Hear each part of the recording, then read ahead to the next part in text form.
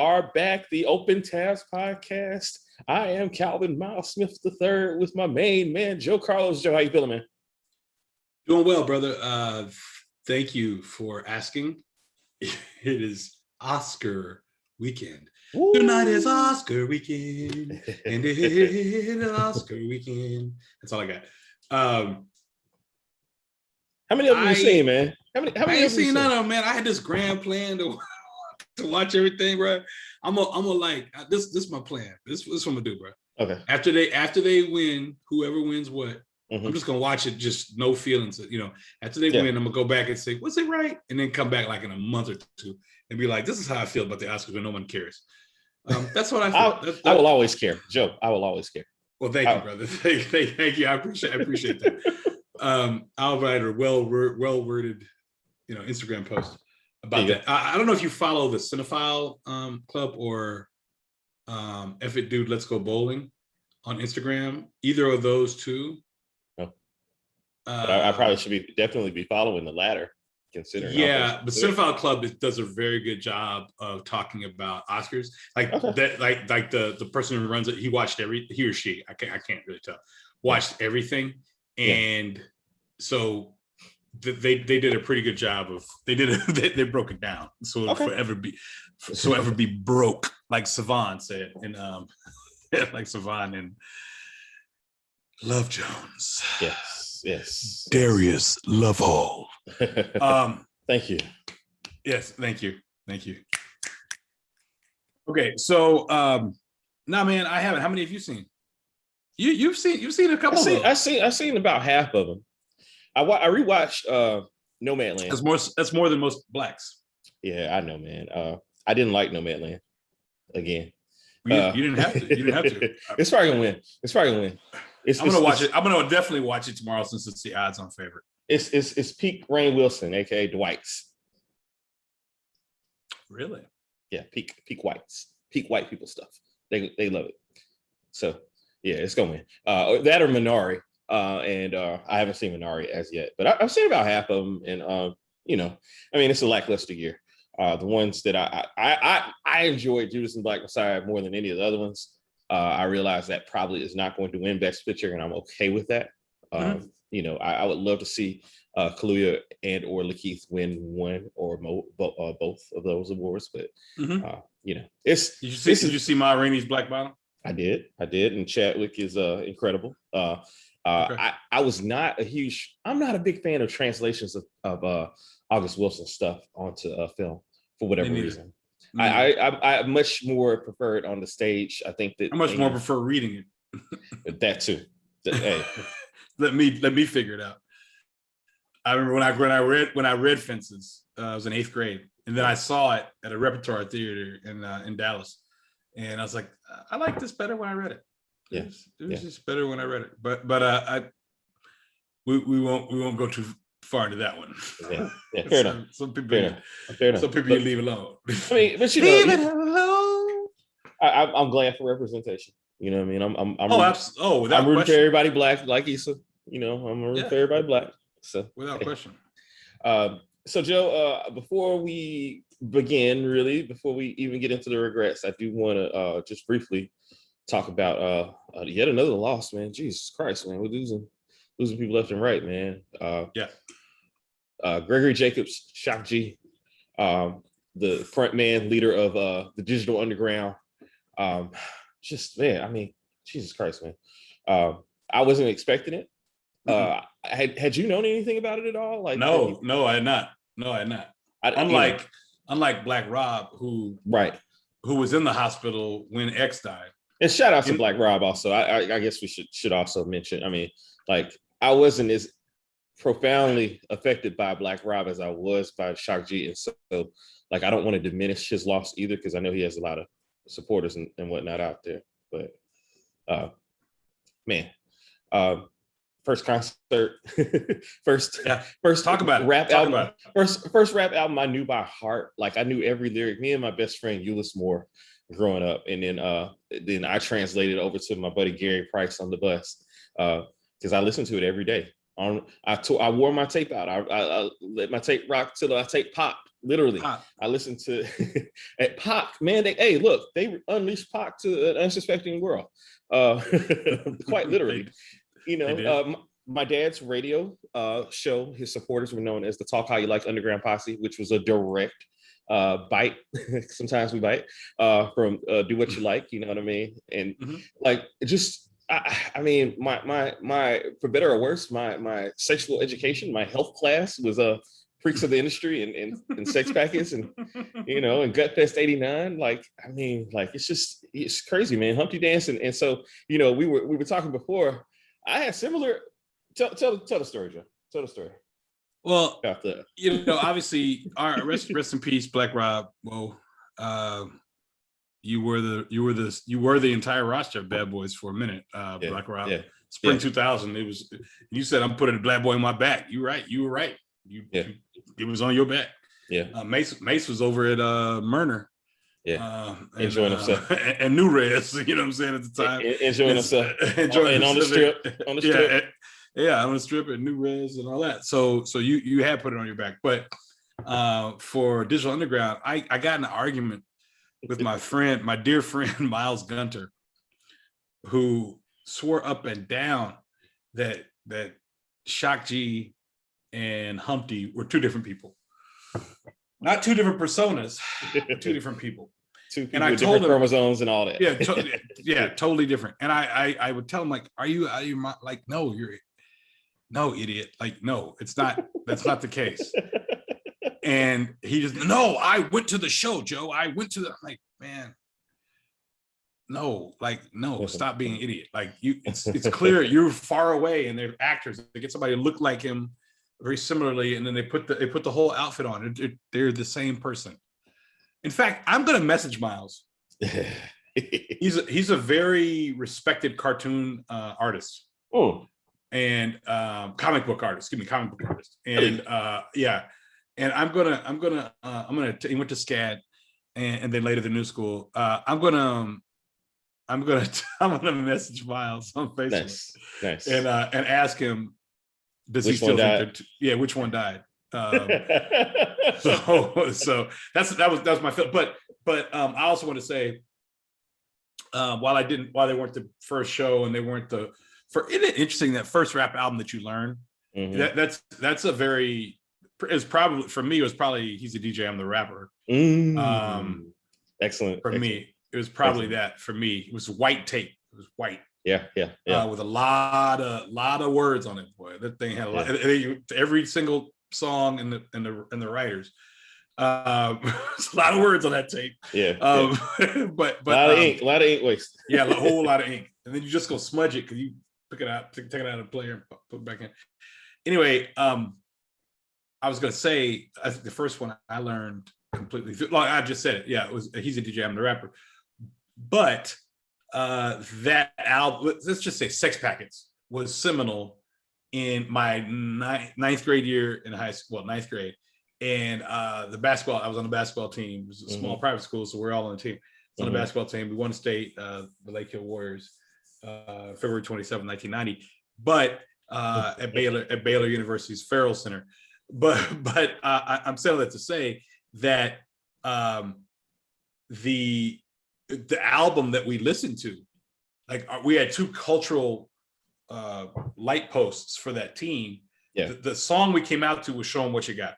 Yeah.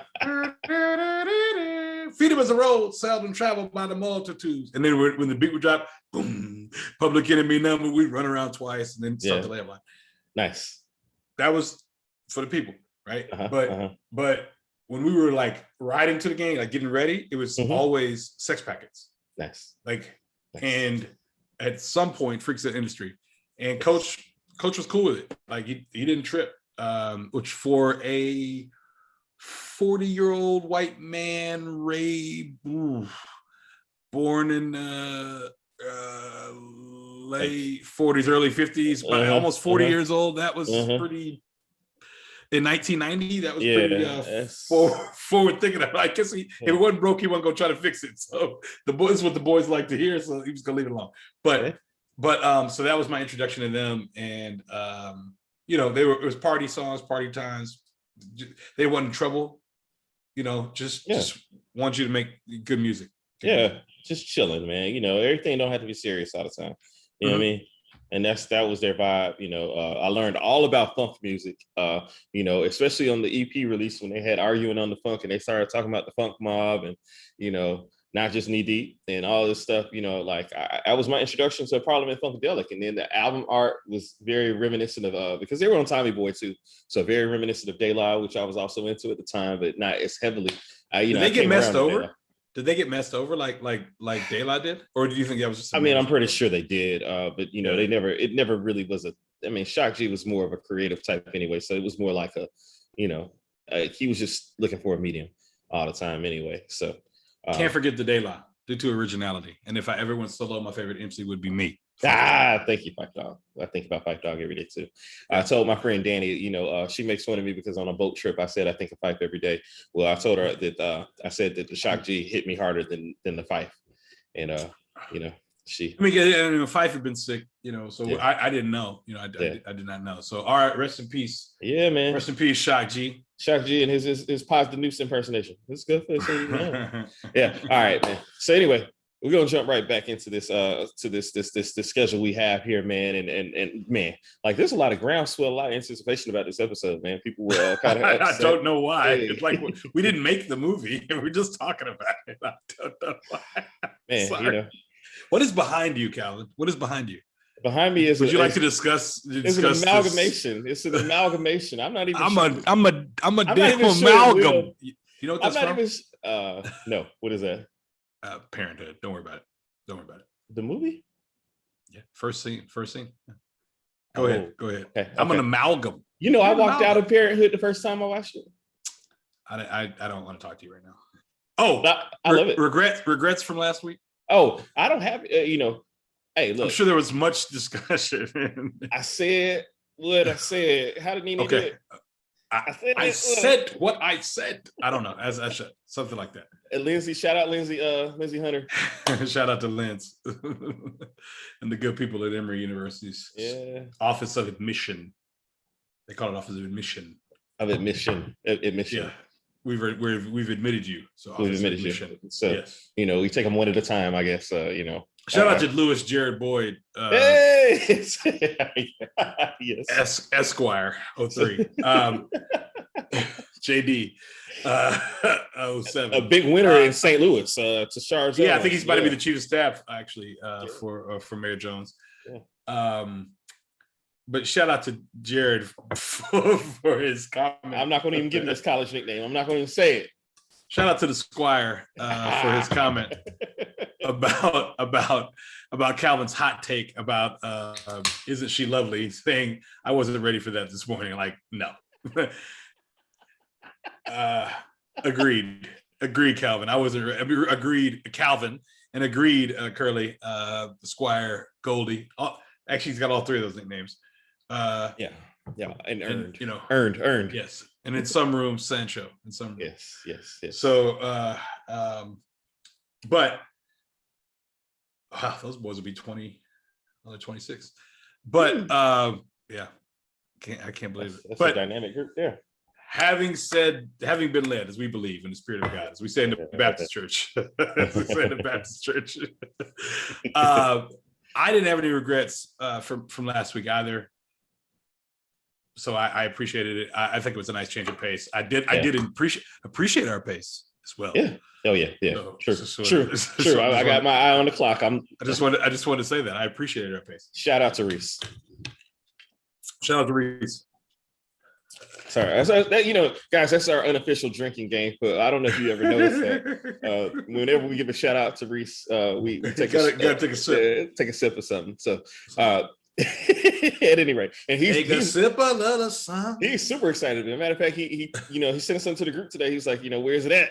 So here it is. I'm sorry, man. I'm sorry. No, me feeling. It's me. Anyway, hey, so look, this is an amalgamation, an amalgam of I'm not even sure that the Will Smith in this picture is from a Bad Boys movie at all. It might be from I Am Legend or Blink or something, man. I mean, what's that movie? I have no idea what is going on in that photograph of yours. But that's definitely Teresa Randall. Teresa Randall in one. In one. Martin, it looks like it's Martin in two. In two. It's the captain in For Life. Yeah, that's For Life. Yeah. And Will in After Earth. I don't know, man. Will in something that's not bad. This kind of reminds me of one of your paintings in February, but or just I don't know what to say. This picture behind you is so black and yet so too black, guys, too strong. It's too black, too strong. If you're not following me on Instagram, which I totally understand because I'm a Gemini.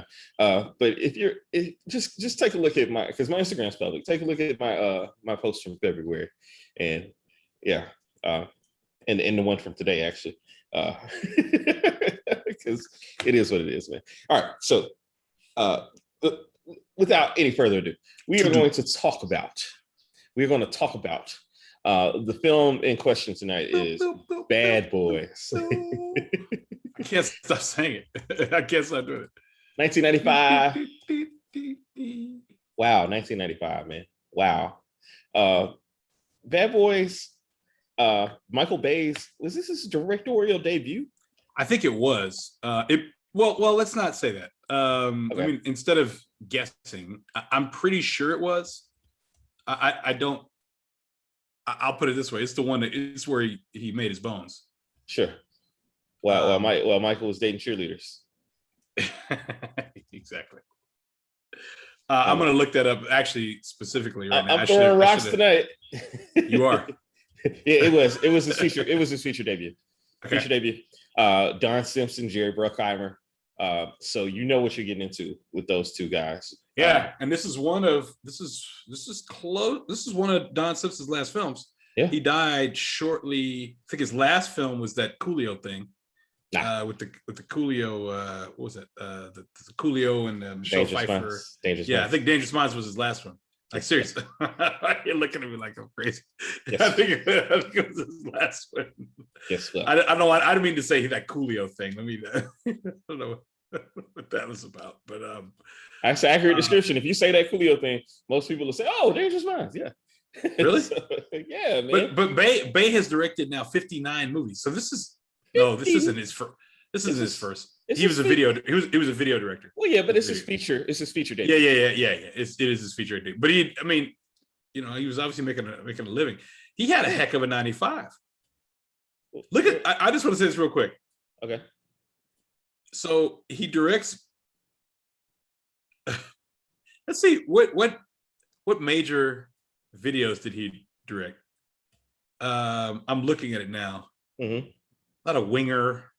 A lot of Brittany Fox. A lot of things.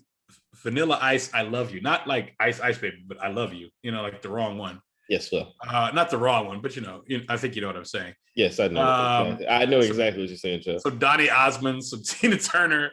Anyway, so he directs Bad Boys. They give him Bad Boys. Mm-hmm. And then that's 95. 96, he does The Rock. And that's when like, to me, when you think of The Rock, what do you think of? Sean Connery. Okay. I think of the colors. Okay. Yeah. Yeah. Like those green balls, Mm-hmm. Yeah. Remember how much those, like just how iridescent. It was like Dragon.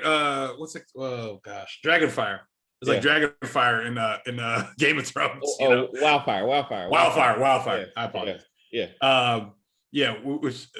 But just, and thank you for that. That's what I'm here so the colors. Yeah. And the reason I'm saying that is because he was doing it all up in like all kind of different palettes in this film in Bad Boys. Yeah. Like the picture over my shoulder, or if you're listening, it's the golden. The movie opens in a certain kind of golden haze. Preset, and then it goes. It goes all over the place. It goes all over, but the colors are always something very big with him, and that's why Miami is a perfect backdrop because it's so colorful. Miami is a perfect backdrop, I think, for this film. Yeah. But when did you see it? I saw First. this film first. I caught it in the theater. You know, probably Shannon Mall somewhere, or maybe Where is the Shannon Mall? Shannon Mall's it's now called like Union Station or something like that. It's south of like south of Old National. The next exit after Old National on 85. Okay. Shannon South Park Mall was what it was called then. There's like a driving like a DMV there now. There's a JR Cricket still there, I believe. But they had two movie theaters in that area. They had one that was right across the street from the mall, and then they had another that was on the side of the mall. And one of them was significantly more ratty than the other. But nonetheless, it was a common hangout because that was like kind of common ground for those that went to Banneker and those that went to Westlake. Like it was kind of a and the arcade at Shannon Mall was one of my bigger stomping grounds. As a matter of fact, shout out to my man Frank Mabry, John McSwain, and Jamal Hutchinson. We used to go and battle it out in Street Fighter, and you know, it was some fierce, intense battles there. And I'm sure either before or after we would go to the mall and play some video games with my boy Rashard. I'm sure, as a matter of fact, I'm 95% sure I saw this with Rashard Sanders, one of our frequent listeners. So thank you, Rashard. Yeah, man. How about you? When did you see it? The film was released April 7th, 1995, which was a sunny Friday in Washington, D.C. Yes. And I'm going to tell you how sunny that Friday was. I'm literally going to look up April 7th, 1995, Washington, D.C. weather. It was a perfect day. The cherry blossoms out. Day. Yes. That's you missed it at that point. Okay. But I can't look it up. Well, it's going to take too long. Okay. But my friend Dorian Daggs had gotten a 1995 Toyota Camry, Howard blue, peanut butter interior. Oh, and that's that swag. It was very swaggy. It's a baby Lexus for all intents. Oh yeah, look at that. Let's get that product placement. Shout out to Viz. We went down to Union Station. Speaking of, went down to Union Station, bought tickets to Bad Boys. We were going with we were going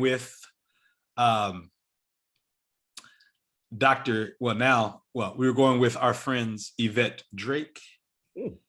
Now Dr. Yvette Drake, MD, Mad Dog, and Luciana Mashore. Okay. And somebody else. I can't remember who else was going with us, but definitely. And my good buddy Christy. Yes. Who interviewed me at Meharry Medical College. My dear friend Christy Fletcher, MD. Ooh. So one of the most beautiful women I've ever seen in my life. Shout out to her. Shout out to my dear buddy, my good buddy Christy Fletcher, MD. So of Howard DDS of Howard and Meharry fame. So we were going to the movies with the LA girls. Okay. And Christy's from LA, Yvette's from LA, Lucci's from Virginia. But we were going to go with them. Mm-hmm. And we went and got the tickets. And my boy Jimmy was coming. Jimmy from Chicago. We got the tickets. And we got some tickets. We did. Shout out. So we lived in the Howard Plaza Towers, which is down Georgia Avenue, a little bit. Jimmy was like a special like mentor. You know, he came in with us. He was then a mentor the next year to the next incoming class back in Drew, where we lived first year. So Jimmy lived in Drew 2 years in a row. Okay. While we'd all moved to the towers. Okay. Jimmy would not walk down Georgia Avenue because he didn't want to get sweaty. It was that kind of day, but it was the kind of day where like I actually went to American history class. I went to my Shakespeare class and American history class that morning and went to and 1 o'clock, me and Dorian, Dorian found a parking spot in front of Cook Hall, which was next to the football stadium. Anyway, we went downtown, we got the tickets, came back, we had the tickets. Like it was love, like Venus. Mm-hmm. And so Jimmy would not come down the street. So we had to go get Jimmy. Couldn't sweat. Can't let him see you sweat. No.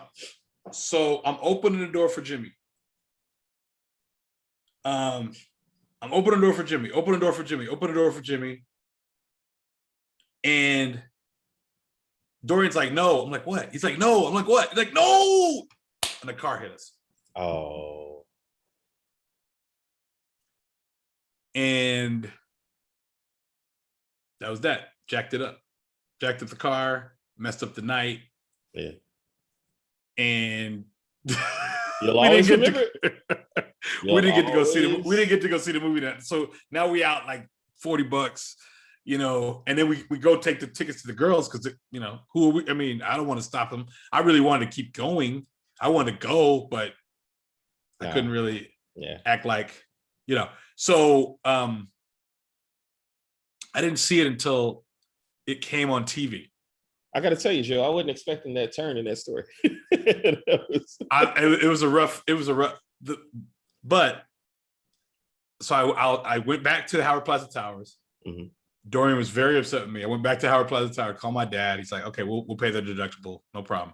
Yeah. He said, and I told you boys, y'all were gonna act a fool when you got a car. I told you boys that, and I said yes. And only a week later, we got in our first accident. In a week of Dorian having the car.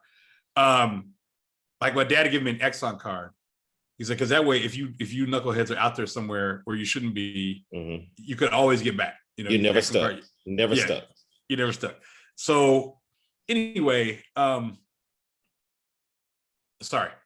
So I later, so my brother recorded the film. The catch is the first scene that I saw, the first scene that was recorded was not the beginning of the movie. So I didn't see the beginning of the film until much later. So the first scene I saw was this scene behind me. Yeah. So it was like the next day. Oh wow. Yeah, that's the first scene I saw. Yeah, it's about 20 minutes. It's about 20 minutes in. About 15 minutes in. So that was the first scene I that's where Max is already dead by this point and everything. But I didn't know what that meant. I didn't know what that meant. So I'm 15 minutes in. We're 15 minutes in. So at that point in the film. Yeah. So the first time I saw it, I saw it from there on. Yeah. It wasn't until I got to Morehouse that somebody had the VHS and I watched it all. Like, oh, there's an open bag. I was quiet. Yeah. They didn't want to give it away. Yeah. No, you don't want to do that. So what little things stand out to you in the movie, man? This is like mid-90s glory. This is Martin at his peak. I mean, he will never be as powerful as he is at this point. Yeah. We should have seen something coming. That the bubble would have to burst. Yeah. Martin, I think the show was only in the third or fourth season, but he was pretty powerful between that and a Def Jam. This is his movie. He's the star. Yeah. But then we see flashes of brilliance from Mike Lowrey. Yeah. And you kind of say like, oh, wait a minute. In fact, I wonder if the producers knew what they had, you know, because this is the bubblegum, you know, kid who's a rapper and he's, you know, TV. These are two TV guys. Kind of clean cut. Yeah. Definitely clean cut. But these are two TV guys doing a movie. Yeah. But one had a little more edge to him than the other. Yeah. And you didn't know how it was going to work out. And then you see how it worked out. The time from this movie on, if you think about it, that next 5 years was rough on Martin. And then Will became the biggest star in the world. They went in the opposite directions, man. Total opposite directions. And so you know, then you get it in the sequel, it flips. It's Will's movie. Yeah. You know, he's the star by that point. But so the little things to me are peak 1995 fashion. Oh man. I mean, just the good and the bad and the horrid. Yeah. In the fashion, like not unlike what Will's wearing with this very tight knit mock turtleneck T-shirt. Yeah. A lot of that going on. Might have been velvet. You know, might have been, but and they're in Miami, so you know, you never really know. They're not in Miami, and I do have later I'll have a nitpick about that. Yeah. Because it's kind of interesting how they worked that out. And but little things for me are, like I said, the fashion, that mid 90s look and feel, and the we didn't know at the time, but the quintessential Michael Bay shots. Yeah. Dun dun dun dun dun dun. You know, zooming in on Collins or anyone there, so beachfront, and so just those things that now we can look back after 20 something years of films and say, gosh, that's the signature look. But that was the first time we saw them, so it was cool. And their use of slow motion, I thought was great in this film. Absolutely. Yeah. How about you? For me, it was the ad libbing in the film. You know, like it was pretty clear to me, like even from the first couple of viewings of the film, that it wasn't scripted. A lot of what they were saying and a lot of the interplay wasn't scripted. But you know, to get confirmation later on down the way that Michael Bay essentially hated the script and was like, yeah, go for it. And like some of the best lines in the film, man, turns out are like ad libs that, you know, just the interplay between Will and Will and Martin's dynamic, man. It's just it's natural. You know, it's like these guys, even though it was kind of a as it were, the film, I mean, the casting of it was kind of slapdash. Like they weren't necessarily supposed to be together, but their chemistry was really good. And you could tell, like, I mean, just the way they would go at each other. And like, even the scene, my favorite of the improvised lines is like when they're in the convenience store or the liquor store, whatever that was, with the Middle Eastern shop owner. And he's like, freeze mother bitches. And, you know, like, they have that back and forth, and they're, you know, and how they're always bitches. When they're always fighting, they're fighting each other all the time, and as a distraction to you know, to then eventually turn the tables on whoever they're dealing with at the time. And you know, he's like, yeah, and give me some tropical fruit, Bubblicious, and Martin's like, it's a Skittles. Like, I just love all of that, man. I love and when Martin, there's another scene when Martin's driving, and you know, of course, Will's giving him shit about how he drives, and he's like, you know, somehow he's like, yeah, we just be two bitches in the sea. Like, I just love all of that interplay, because none of that, like, again, none of that's in the script, none of that is like, you know, none of that's scripted, but it's so memorable. You have these lines that you can just throw at people, you know, and they know what you're talking about from Bad Boys. Like, it's a very quotable movie, and I really enjoyed that. So that was my little things that I enjoyed about it. You have a favorite line for the movie? Yeah, I do. I have several favorite lines, but my favorite line from the film was I'm sorry. It's actually part of the picture over your shoulder, Teresa Randall. Shout out to Teresa Randall. I got a lot to say about her later. I'm sure you do. So it's Teresa Randall when she goes to Mike's apartment, and Martin answers it and said, "Baby, oh." The way he stops, like, yeah. Y'all met. Yeah. It's classic. Because if you look at it, he's totally in control. Yeah. Okay. He is Marcus Burnett at this point, but he's been Marcus Burnett acting like he's Mike Lowrey, so he's he's wearing Mike's clothes, trying to be kind of cool. You know what I mean? Yeah. But my favorite line from their interaction is, he said, I'm sorry. He says, you see me, you know, I'm half naked. You see you see Mike, no, you see me, I ain't got no clothes on. You see Mike, he half naked. And you see the white girl. He said, and he said, ain't no fucking going on today. It ain't going on. He said, ain't none of that going on. And then he stops, he says, I'm raising my kids. He stops in the middle of it. And he gives you his thought process, and he says, "I'm raising my kids." And when he says that, it's like, okay, these are the thoughts that goes through a man's mind when he's been caught. Yeah, but he was caught lying, but he wasn't caught cheating. It wasn't that lie, but it wasn't that lie. But he lied to his wife, right? And so, you know, to a wife, all of those are the same. Yeah, pretty much. Yeah, absolutely. Absolutely. What's your favorite line? I mean, you know, the two bitches in the sea. That's one of them. I don't know if this really counts as a line, but like when he's haggling with Chet Oh, I love that interaction. Man, at the beginning, like the very first time, and he's like, how's your wife and the kids? Man, kind of a baby factor going on with it. Yeah, man. My man Chet, man, was a hater, man. Mocha Joe. Old Mocha Joe from Curb. That's why I hate him. That's why I hate him. That's why I hate Mocha Joe. I'm Team Larry. Always. Oh, Larry's lattes. All day. I'm in an epic binge, right? I'm in season 2. I just had the Thor episode. Just finished the Thor episode of season Double season A. MCA. Yeah. We just finished the next one, the Halloween, the trick or treat. Oh, that is one of my favorite. Bald asshole. Yeah. They were on a roll. Yeah. Season 2. Season 2. We'll get there. Hey guys. Vintage. We're gonna talk about Curb Your Enthusiasm at some point.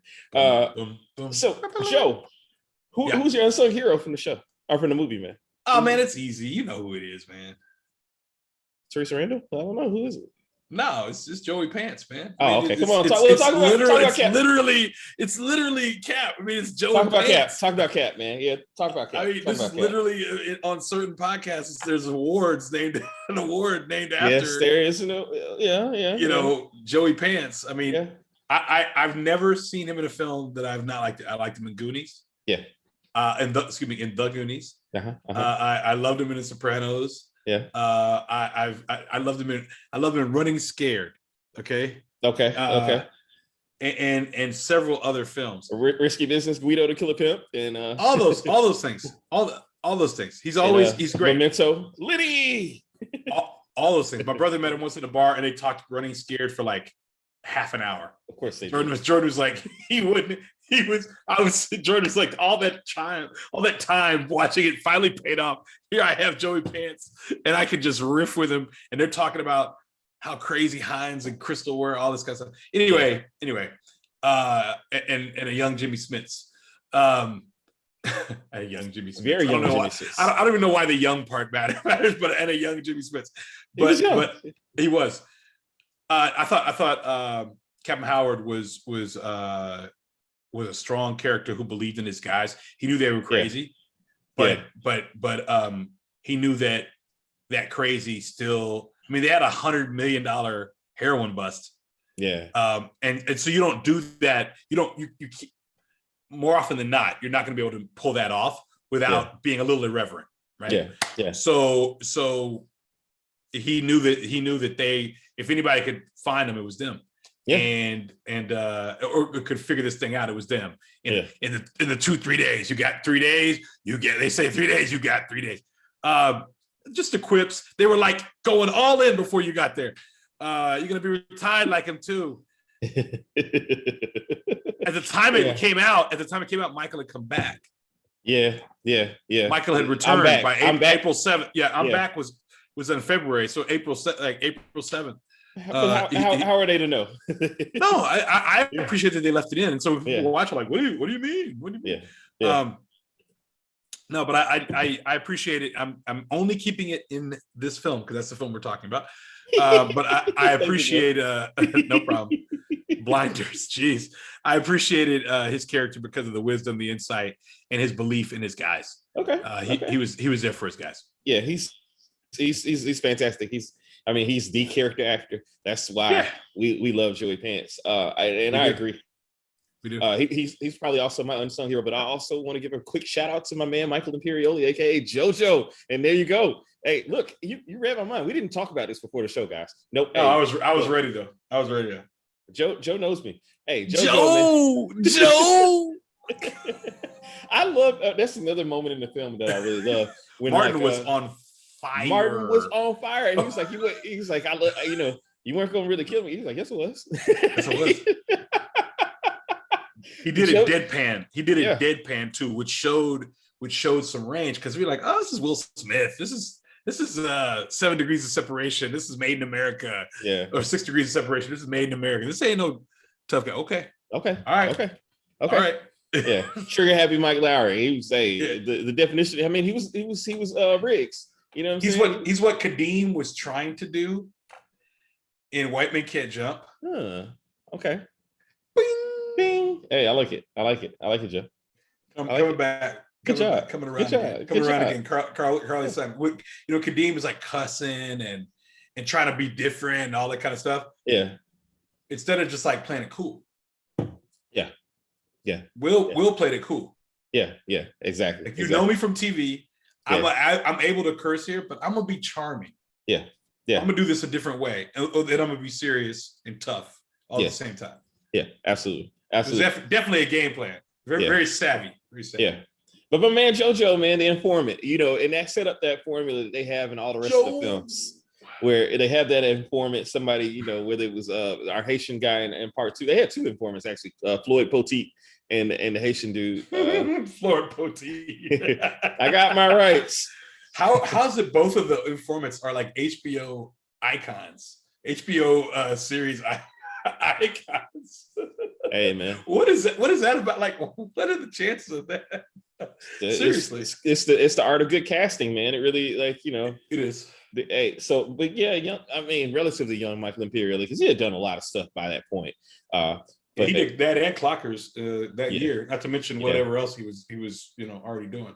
Right on the verge of his big breakthrough a few years later, about 2 years later, in The Sopranos. But yeah, JoJo was a great character, you know, and just coming up off the information in that classic Mike Lowry and Marcus Burnett way of getting that information out of the characters.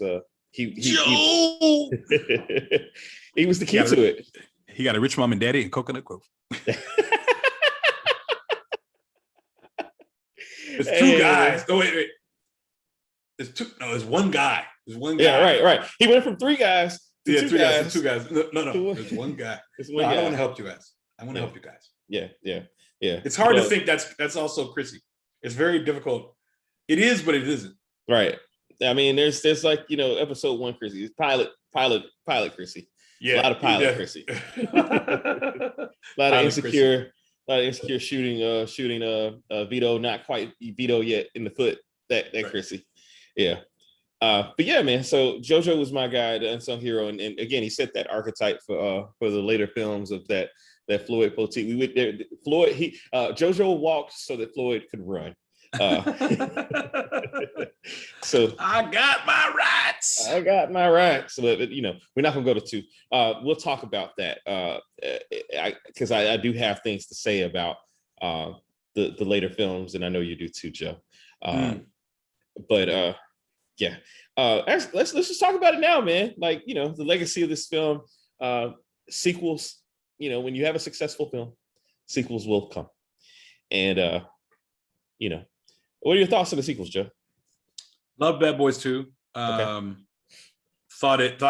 Michael Bay at that point, 8 on years fire. later. On fire. I mean, he's just fuego. They're studying how he does film. I mean, how he makes film. Yeah.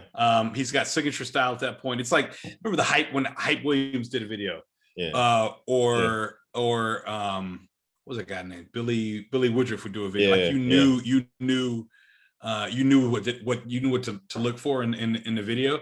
Yeah, it's the same. Or if Wes Anderson makes a film, I mean, it's the same general look and feel. Or Spike, that's what it was, and so he was definitely in his comfort zone at that point, and you could tell if you look at even the screenshot behind me, he would never have had anything that dull. No, I mean, it would have been something else. Now, granted, the actual police station was kind of cool looking. You know, it was cool looking, but nothing. No, not even a room where you would hold evidence would be this dull. No, the colors would have been just popping, bursting off the screen. Off the screen. You know, and so from that perspective, I love it. You get a little more of the human side of both of them as well in 2. When you add Gabby Union, and it appears that whatever money that Mike Lowry has been left, it is definitely appreciated, or he is a wonderful investor. Good investments. Yes. Because he's moved to a better place. He's got better cars, better clothes. Yeah. So everything is. He's much more refined in 2. He's refined. Oh, without question. Without question. And Marcus has come up as well. Yeah, I didn't. Okay, so let's talk about that. Let me go back to the first one. Okay. My wife's from Miami, like real Miami, not any of this Miami. My wife's from real Miami, North Miami, where Black folks live. Right. and black folks live in different part. Liberty City, black folks live in different part, but I'm talking about like Carroll City. Now it's called, now it's called Miami Gardens, which is right by Joe Robbie Stadium or my whatever you want to call it now. Hard Rock Stadium, whatever, Pro Player, any number of other places. But Miami, okay, so I'm saying that to say where Marcus lives in this 2-story thing, it was kind of weird to me because Miami, like where black people live, it's all 1 story. And the houses are kind of ranch style, or they look a certain type of way. And now they got the kind of out. It was interesting because this is really a nitpick, but he moves from that place to a nicer place on the water. On the water. Like he lived down the street from Tony D'Amato. From the Miami Sharks. Or even Cap Rooney. So Cap Rooney. Cap Rooney's home was really Dan Marino's house. That's what they had. Blink is another one. Man, another little light, killing them, Joe. Another little light bulb. Another little light bulb for killing them. Maybe for a later time if I'm fortunate. If Jason Love's ever available, if Bruce is around, I'm sure. So, but having said that, it was interesting how they both kind of came up, and there's no explanation. None. It's kind of let those dogs lie. You know what I mean? But I love 2. Okay. I'm still a fan, more a fan of 1 than 2, but I thought 2 was better cinematically. Okay. And 1 was funnier. You know what I'm waiting on? Now 3, personally, I think was.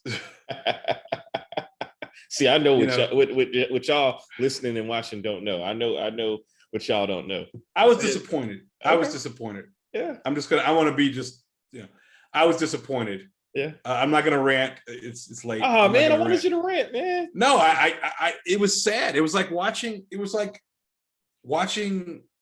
Ali fight Holmes. Like, what are we doing here? Really that bad? Watch Martin in that first scene. And he was physically hurt. Yeah. So he was going through something at the time. It's like, why don't you just stop filming? Yeah, sure. Just come back when he's okay. Sure. What is wrong with you? Like, why are y'all making him do this? Yeah. So he conveniently gets shot, so he doesn't have to do this much of the stuff. Yeah. I don't know. I was not only was I disappointed in Martin's in the movie, and Martin's performance in the movie, I didn't understand the whole, Mike has a son and we gotta go and we gotta do this. Like, of course Mike had a son. What are you guys doing? Okay. He got women coming over giving him massages like true. Now I want to say this. Kevin. Oh boy, here he is. So apparently, I just read this. Apparently, there was an introduction to Will Smith's Mike Lowry that was in the film, but it was cut. It was structured the same way as Martin's was. Okay. Instead of a wife and kids, Lowry woke up with 2 Latina twins. Oh yeah, that wouldn't have gone over very well at that time. Yeah, I mean, but he was supposed to be this ladies' man. It's true to what we know of Mike Lowry now. I mean, but he was supposed to be he was supposed to be this ladies' man. Did you have a date last night, Uncle Mike? Yeah. Ooh, did I? Yes, he did. And then, So, how'd you feel about the sequels? So 2 is my favorite of the series. Mm-hmm. I saw 2 3 times in the theater. Wow. I love 2. Anytime it's on TV, I'm watching it, even if it's no question. Even if it's one of the truncated, one of the whitewashed, sanitized versions on AMC or something. I'm watching 2. 2 is incredible. I think Captain Howard is incredible in 2. That's my favorite of his stuff. The whole Molly, was it Molly? It was just ecstasy, whatever. It was ecstasy. Whatever Marcus was on, like that, all of that, like a François. Yeah, man.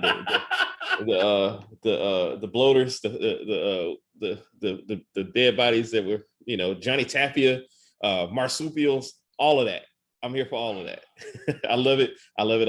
Even them they went to Cuba Yeah, I mean, it goes a bridge too far, and it's driving the Hummers down to favela or whatever. Like, come on, man. Like, and they live. They live, man. They got mines all over the beach. Like, and Gitmo, they're outside of Guantanamo Bay, and it's all good. Yeah, man. I mean, that's that Michael Bay. That's that Michael Bay. I enjoyed Bad Boys for Life, but now, I'm going to watch it again with a renewed focus, Joe. So I can see the watch harm. Marcus. I'm gonna watch Marcus, man. The Midnight Cocoa Bean, I related to it at that time. I was going through a little midlife crisis. I was worried about my salt and pepper beard. Now I've learned to embrace my little salt and pepper. You know what I mean? Try to be like Joe. With the what are you gonna do? I mean, what are you gonna do? But I get compliments. You shave it. Get compliments on it, man. I can't shave it now. So no more Midnight Cocoa Bean. I'm not worried about my the James St. Patrick look any longer. I'm good with my salt and pepper.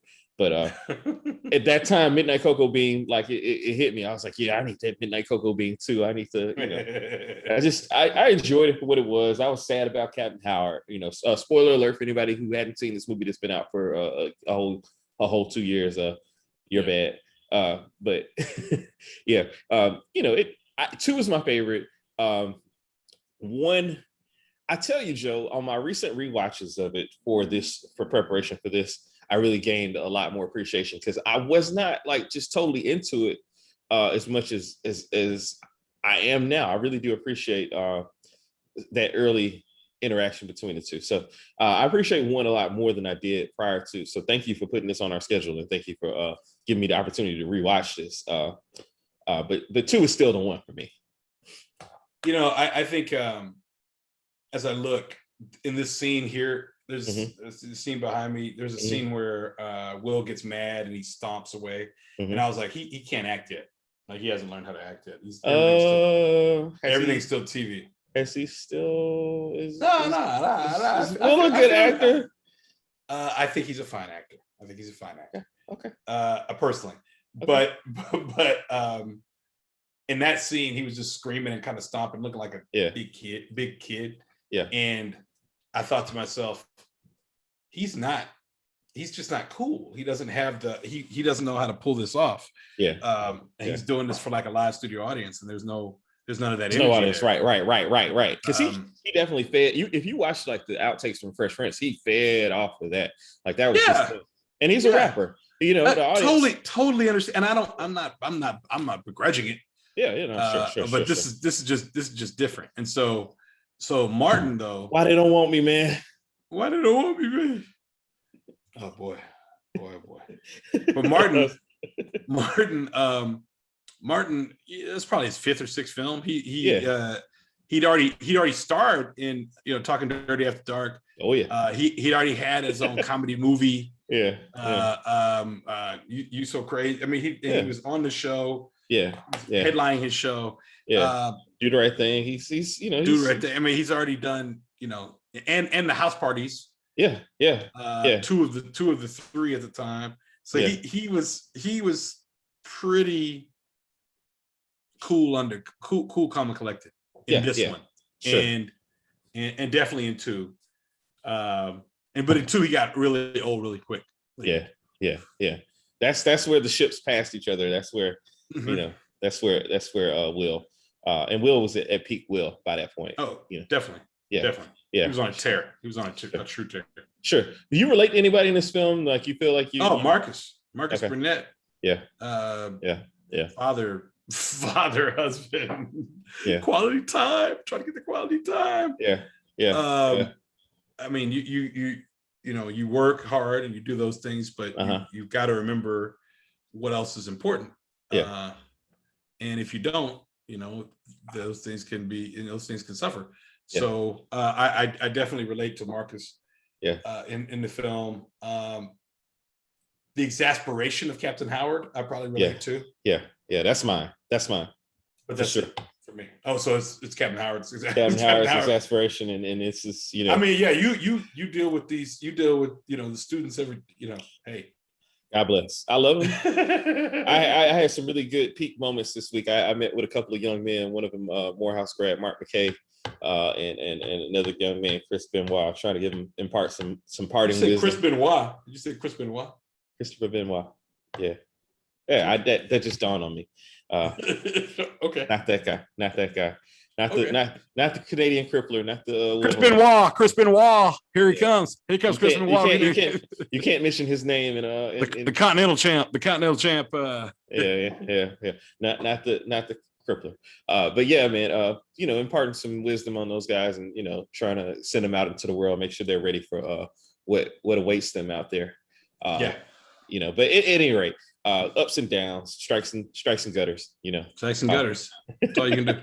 Yeah, man. But yeah, Captain Howard is a captain of industry, as it were. He is. Yeah, he was. Yeah. I mentioned my nitpick I had about just like it just didn't seem like that was a place that that Black folks would live in Miami. I didn't understand like him living there. It didn't make any sense to me. Yeah, but that's just me. Yeah. Did you have any nitpicks for the movie? Oh, I got a nitpick about the movie. I don't know if it's a nitpick or this is because we haven't even gotten to the ladies of the film yet. Well, let's talk about it because I can't stand Téa Leoni. She's the original Karen. I'm sorry, man. Téa Leoni is the original Karen for me. Like, how is she the original Karen? Everything about her just reeks of Karen. Like when she's talking about when Marcus is eating the bologna sandwich, and like she's dogging out this bologna sandwich and talking about the old, you're eating flesh, and my bologna has a first name. He's like, it's probably got about 60 names. Like, come on, man. Like, let the man eat this bologna sandwich. The pickle, she just was grating. Like she was like fingernails on a chalkboard. I just everything, and I recognize that a lot of my Téa Leoni hate comes from a particular movie that she is just shrill and awful in. Spanglish. Have you seen Spanglish? I have seen Spanglish. Yes. She is the worst person on now. So she's not as much a Karen. She's got some Karen archetype in this, and she has cool moments too. Like when she meets Teresa, when she meets I can never remember Teresa Randall's name. It's Lisa. Yeah, when she meets Lisa, that's a really cool moment. She's like the tall one or the short one. That was cool. Sure. But she blows it so many times, like in the club, like in Club Hell. She blows it there. She blows it in the surveillance, like when she's, I want to look in the binoculars. Of course, they're looking at you too. They see you. She's just the worst, man. But getting to Spanglish real quick. She was so Karen-y and waspy and she was. I felt like she was, in the times we didn't see her on film, she was telling on somebody at the park or getting somebody arrested. Like she just was the worst, man. So I Téa Leoni, no. As a matter of fact, when I see her in a movie, I'm hard pressed to want to continue to watch the movie. And this is I'm glad that Martin and Will and Teresa Randall are in it, because otherwise, if it was just Téa Leoni, no. How do you feel about her? You don't hate her as much as I do, I'm sure.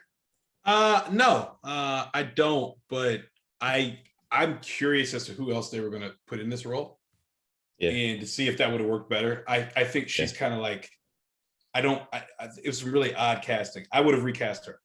Yes. At that point, put Courtney Cox in it.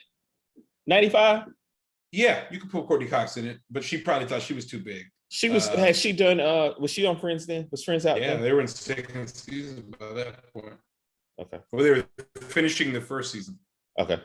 So you could probably get her at a pretty good cost, but but she would have changed the way you market the film and all that. Yeah, I think A Friends debuted in 94, fall 94. Okay. If I'm not mistaken. Premiered. That sounds about right. But I think you could put Courtney Cox there. There's no reason why you couldn't put Courtney Cox there. You could maybe even, I guess Neve Campbell wasn't old enough yet. Yeah. But yeah, sure. Because Scream, when was Scream? When was Scream? Scream was 97.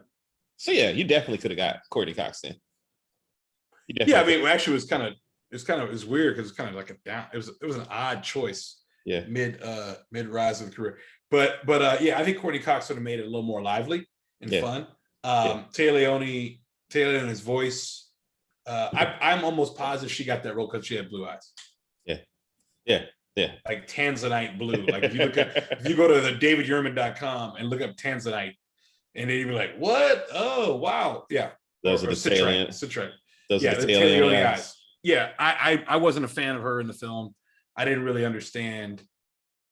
Like, just put her in protective custody. Like, why do you have to stay there? Yeah, why are you giving in to her whims? Like, you know. And when she tries to see, she didn't see anything that was gonna lead them to anything.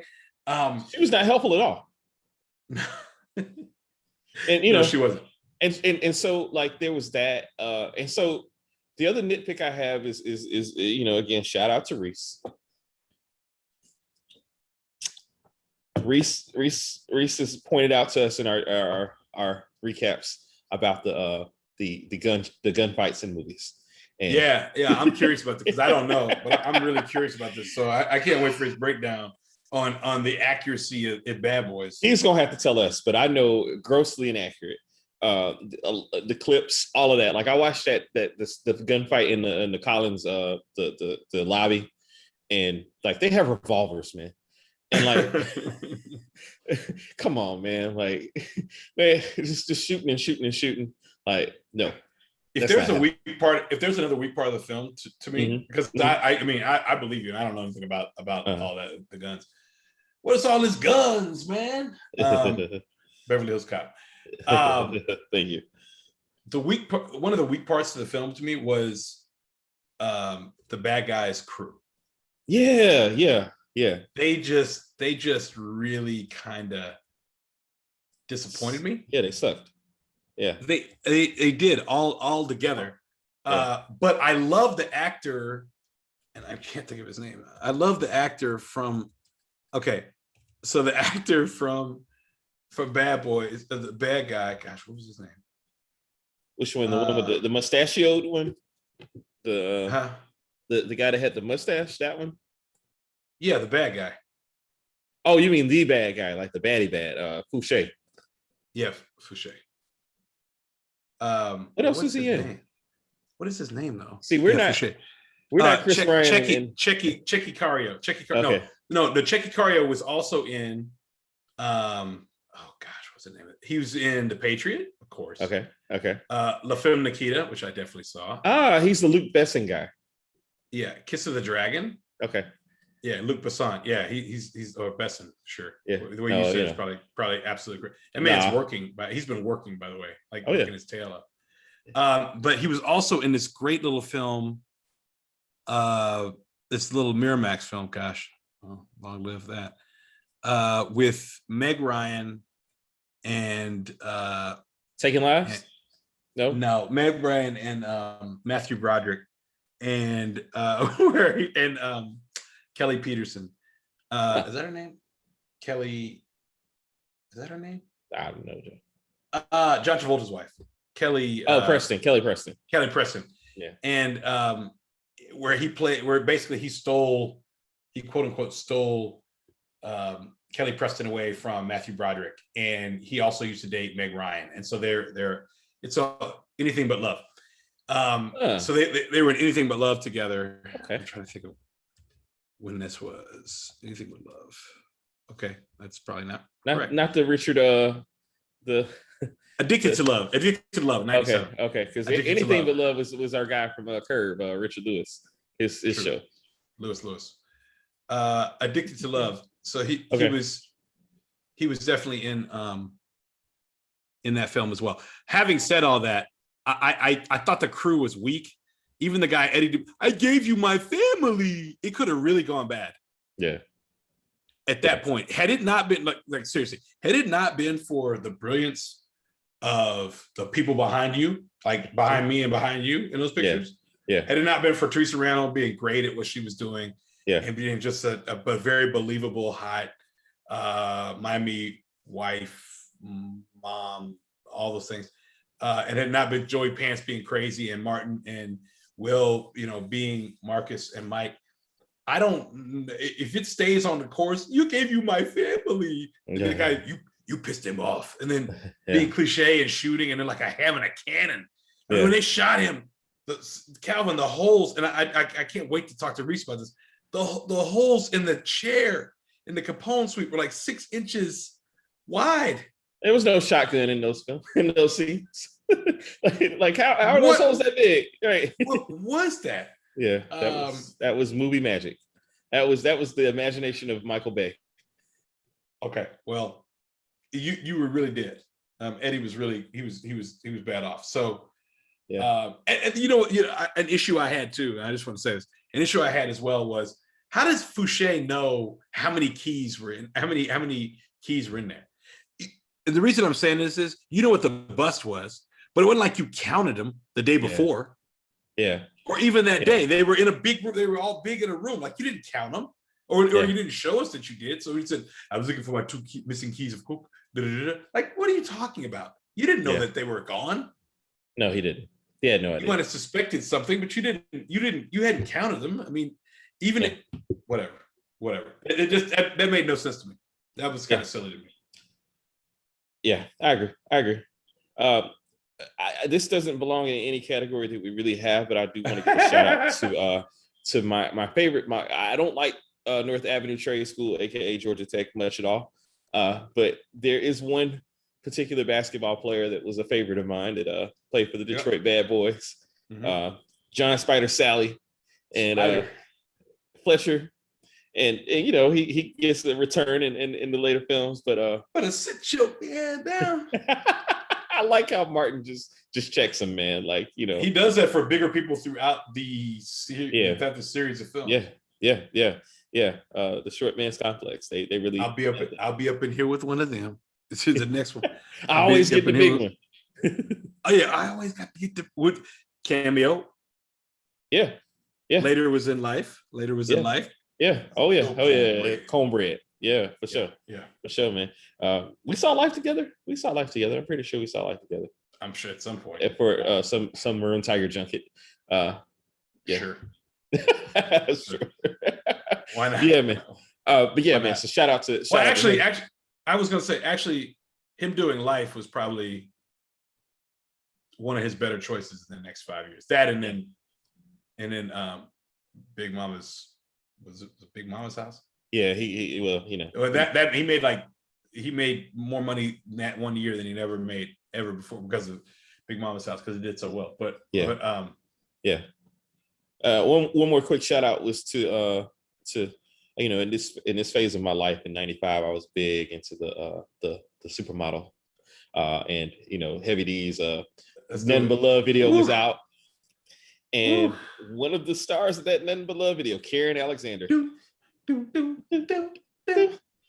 Hey, that's that Noxema girl. Hey, that's that. I'm gonna go talk. Hey, what's up?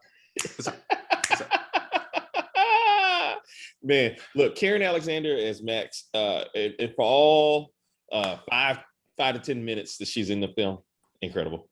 She owns it, man. Karen, why is she crying though when she turns around when he asks her to model the dress? Why is she crying? She knows it's the end, man. She already knows. She has that premonition. Like Stevie Wonder had when he looked in the mirror. When as Casey had when he remade the Lately. That premonition. Okay. Man, Karen Alexander, all 5'10" of her. Woo! Shout out. So, Joe, where does this movie? Ain't a whole lot. Is there anything else? What else? What do we? I know we're trying to be compact. You know what I mean? No. Let's be ourselves. I did enjoy Teresa Randall's character, and I did say that. I touched on that. I wish she had more lines. I wish there was more exposition, all that. Yeah. I get why the way it happened. I get it.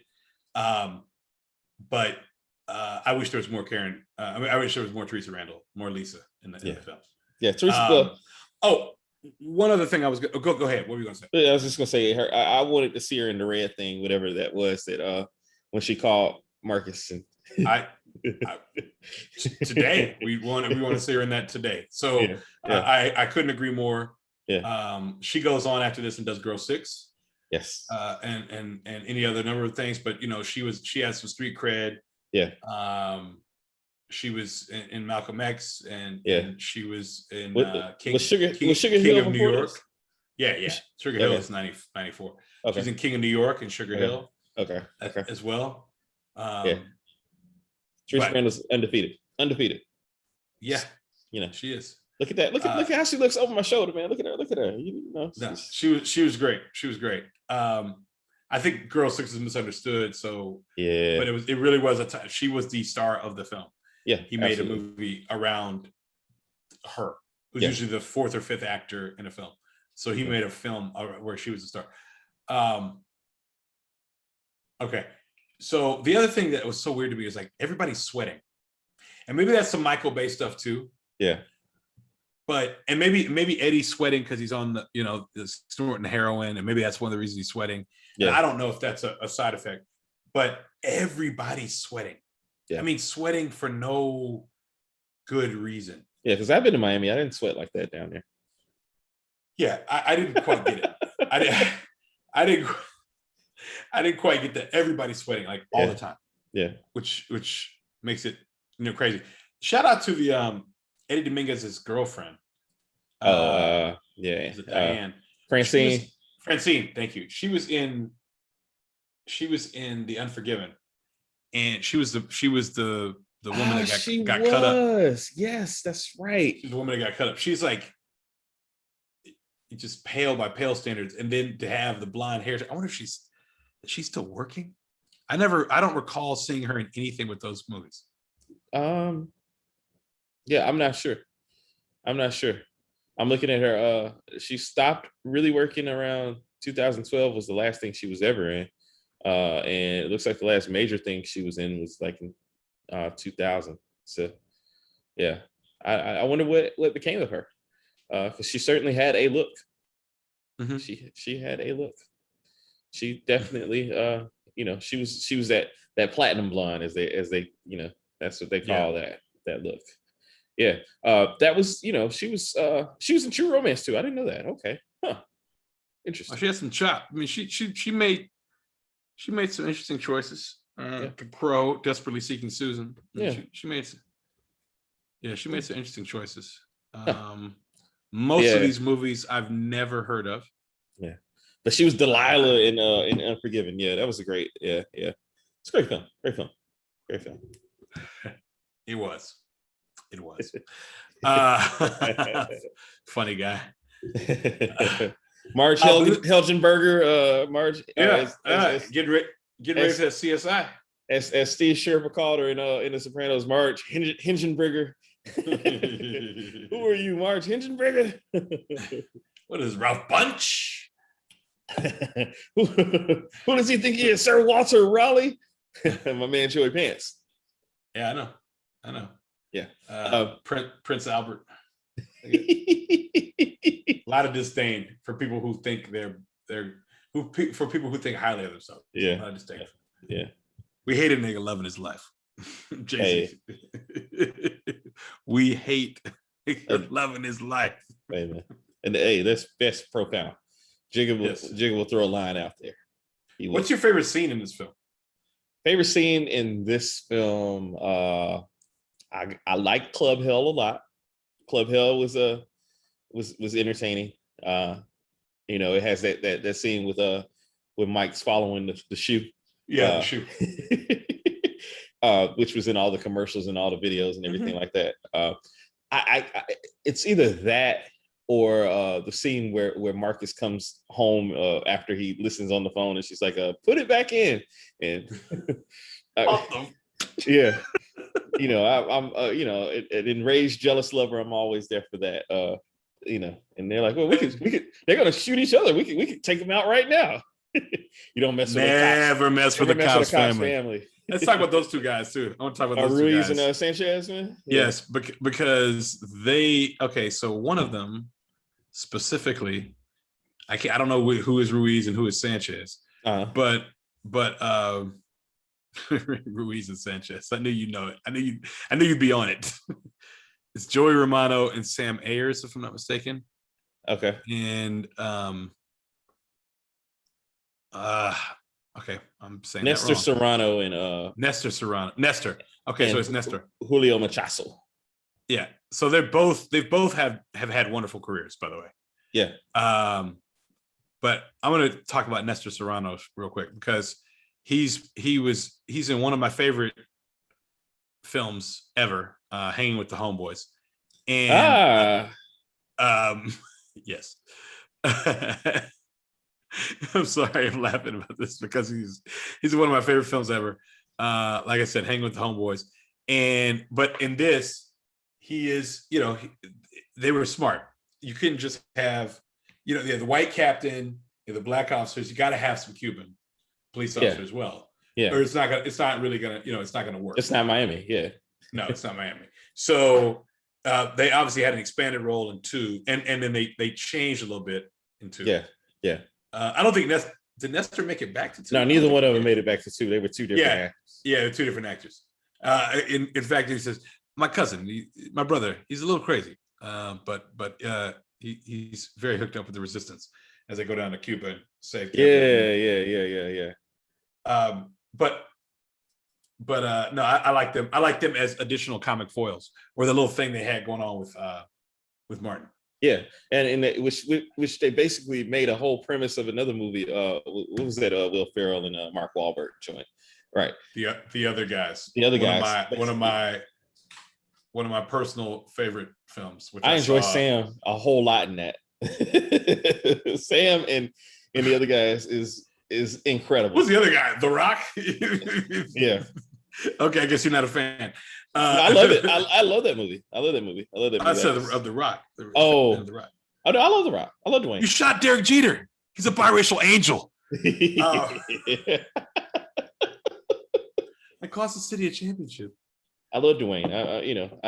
Wahlberg was delightful in that film. In fact, I'm sorry, but I love that movie. Wahlberg's delightful in a lot of films. He doesn't get his due. He is, but he's great. He's definitely great in that. Yeah, without question. For sure, man. For sure. You asked me where this ranks for me. This is one of my favorite anytime movies. I'll watch it at any point, anytime. This is definitely top 25 anytime movies. Yeah. Buddy cop films. Yeah, definitely top 5, top 10 for me with that. Although Bad Boys 2 is also there. Yeah. In within that top 10. Top 5, top 10. Yeah. With that as well, and also probably one of my it's probably my favorite. This in Life, or 2 of my favorite Martin performances. Yeah. In film. Yeah, I agree. This is in hindsight, this is my favorite Martin performance. I like it a little bit more than even 2. This is my favorite Martin performance, along with Life, like you said. And Blue Streak is third for me. I really enjoy him in Blue Streak quite a bit. This is as far as buddy cop films go, this is in my top 5 buddy cop films. Lethal Weapon 2. The other guys has to be there. Thank you. No, it really does. It's and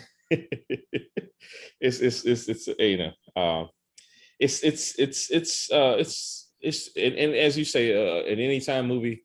It's also one of my favorite, when they whitewash it and they sanitize it. I actually like the sanitization of the film. I think that AMC does. It's one of those classic ones that you can talk when you talk about the differences between the original and the TV version. It's one of those that Mickey Fickies and all this kind of thing. Like, yeah. So there's that part of it. And the soundtrack, incredible. One of my favorite soundtracks of that era. In that era, we were in the peak. But they had like early Biggie with the B-side. Yeah. You had K-Knock, Hit It Come, Bad Boy, Gotta Go. That one. Gotta go. You had what was that? 5050, Gotta Go. You had another song on there that was really Me Against the World, which you when we were advertising the run up to this particular podcast. Just a great soundtrack. Great soundtrack. So man, Bad Boys, man. Like it's one of those movies that lives on, man. Like it's aged very well. Very well. It's it holds up. It holds up, as it were. Holds up. So Joe, we did Bad Boys, man. We did. I'm very proud of the fact that we did Bad Boys. Hey, man.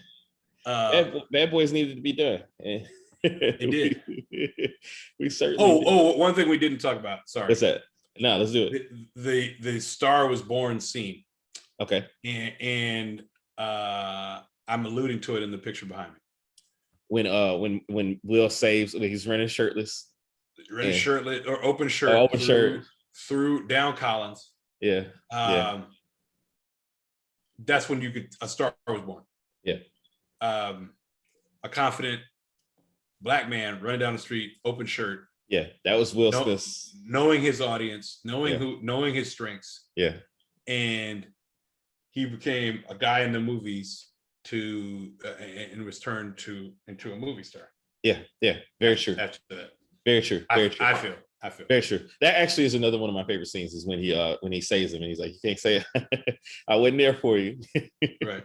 Hey, look, that was great. And then my first trip to Miami, like as an adult, was in college for a health fair or something along those lines. And Martin in his wife beater gave me confidence to wear my wife beater out and about and walking down Collins and A1A and all that good stuff, man. So shout out to Martin and his wife beater. Oh gosh. Oh gosh. That Yeah, went a totally different way. I didn't know where you were about to go with that, but you know what? I was down. It was the same time period actually where we were filming Any Given Sunday, because Jamie Foxx and LL, notably not at the same time, we're down there, respectively, doing their thing too. So, yeah, man. This is the latest we've ever started a recording. Notably, not the latest we finished a recording. No, but definitely the latest we started one. Yeah, for sure, But I think I had to get that scene in. Sorry about that. Yeah, man. No. Don't be. Hey. This has been our theme back and forth. So you guys don't know, back and forth all week. Joe and I have been like, don't be sorry, man. Just apologize. Yes, just apologize, please. Don't be sorry. Be sorry. So Joe, how much do you want to talk about what we're doing next week? What do you want to say? What do you want to say?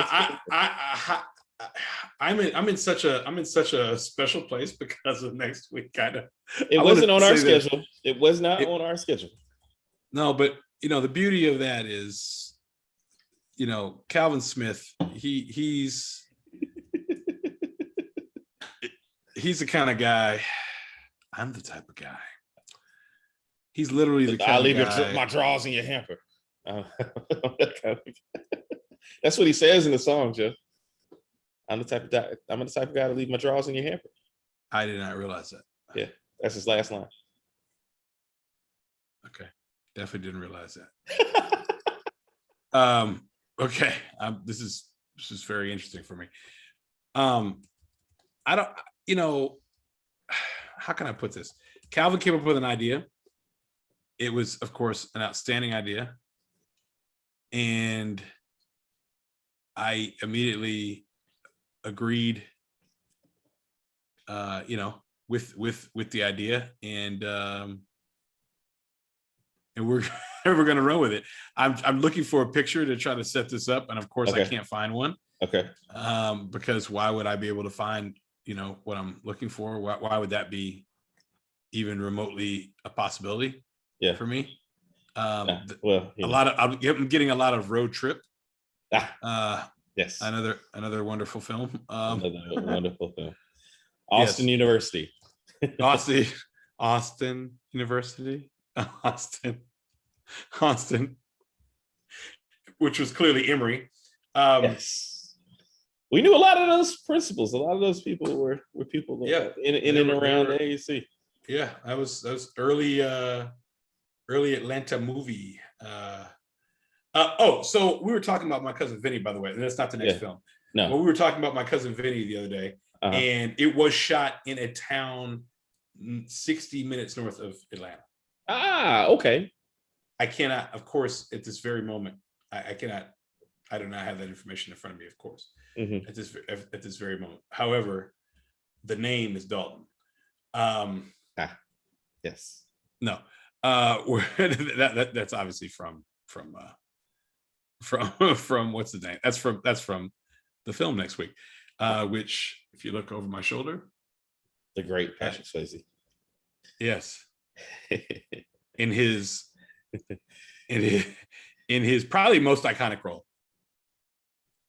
Some could argue differently, but some could argue whatever. but